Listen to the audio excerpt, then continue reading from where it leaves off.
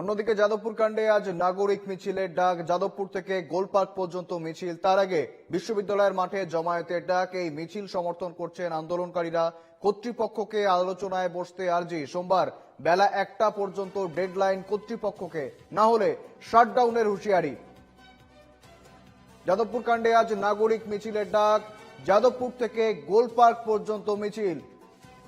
তার আগে বিশ্ববিদ্যালয়ের মাঠে জমায়েতের ডাক। এই মিছিল সমর্থন করছেন আন্দোলনকারীরা। কর্তৃপক্ষকে আলোচনায় বসার জন্য আর্জি। সোমবার বেলা 1টা পর্যন্ত ডেডলাইন কর্তৃপক্ষকে, না হলে কমপ্লিট শাটডাউনের হুঁশিয়ারি। টেলিফোন লাইনে রয়েছেন আমাদের সঙ্গে প্রতিনিধি পৃথা দাশগুপ্ত। পৃথা, ঠিক কি জানা যাচ্ছে? দেখো, যাদবপুরে কিন্তু ক্রমশই চড়ছে পারদ, এবং পারদ এতটাই চড়ছে, তুমি জানো যে এর আগে উপাচার্য তাকে আসার একটা ডেডলাইন দেওয়া হয়েছিল। তিনি অসুস্থ হয়ে পড়েছিলেন এবং তিনি একটি বেসরকারি হাসপাতালে ভর্তি রয়েছেন। ফলত উপাচার্যের সাথে আন্দোলনকারী ছাত্রদের যে বসার কথা, তাদের যে দাবি, সেটা কিন্তু তারা বলতে পারেননি, বা এই আলোচনার জায়গাটাই কিন্তু খোলা ছিল না।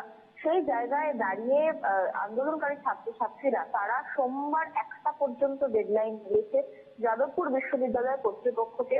জানিয়েছেন যে 1টার মধ্যে যদি যাদবপুর বিশ্ববিদ্যালয় কর্তৃপক্ষ তাদের সঙ্গে আলোচনায় না বসেন, তাহলে কিন্তু পুরোপুরি শাটডাউনের হুঁশিয়ারি। এবং এই আলোচনার মধ্যে যেরকম ছাত্র সংসদ নির্বাচন রয়েছে, একাধিক দাবি রয়েছে, ঠিক তেমনই এই আলোচনা তাদের যেটা বক্তব্য, তারা দীর্ঘদিন থেকে চাইছিলেন কর্তৃপক্ষের সাথে বসতে, কিন্তু কোনোভাবেই তারা সেটা বসতে পারছেন না। ফলত সেই জায়গায় দাঁড়িয়ে একেবারে সরাসরি হুঁশিয়ারি যে সোমবার 1টার মধ্যে যদি এই বৈঠক না হয়, এই আলোচনা না হয় এবং সদুত্তর কোনো আলোচনা না হয়, তাহলে অবশ্যই একটা শাটডাউনের হুঁশিয়ারি। ততক্ষণ পর্যন্ত যাদবপুর বিশ্ববিদ্যালয়ে অচল অবস্থা থাকবে। ঠিক এই জায়গায় দাঁড়িয়ে আজকে দুপুর 3টের সময় নাগরিক মিছিলের ডাক, এবং এই নাগরিক মিছিলকে পূর্ণ সমর্থন করছেন আন্দোলনকারী ছাত্রছাত্রীরা।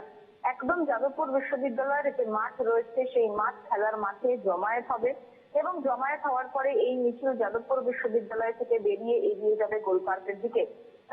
আর এই সমস্ত সাধারণ মানুষ নাগরিক মিছিলকে যাদবপুর ইউনিভার্সিটির যারা আন্দোলনকারী ছাত্রছাত্রী রয়েছেন, তারা এই মিছিলের অংশ নেবার জন্য ডাক দিয়েছেন।